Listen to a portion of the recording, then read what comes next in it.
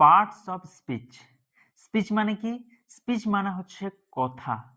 আর কথার মধ্যে যে পার্টস আছে মানে উপাদান আছে সেইগুলোকে বলা হয় পার্টস অফ স্পিচ।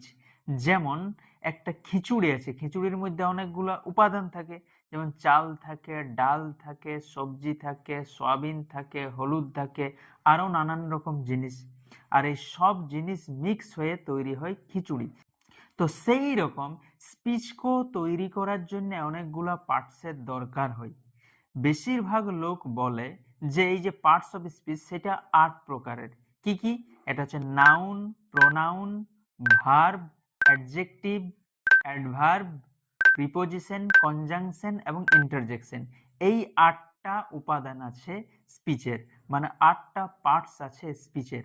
কিন্তু যদি আমরা একদম আপডেট ভার্সনটা দেখি তাহলে কিন্তু আরো দুটা জিনিস অ্যাড হবে, মানে আরো দুটা পার্টস অ্যাড হবে। সেগুলো কি কি? একটা হচ্ছে আর্টিকেল এবং আরেকটা হচ্ছে নামেরালস। আচ্ছা, আমি একটা সেন্টেন্স বলছি, যে সেন্টেন্সটার মধ্যে এই 10টা পার্টস অফ স্পিচেই আছে। কোনটা কোন পার্টস অফ স্পিচটা সেটা আমাকে কমেন্টে অবশ্যই জানাবে।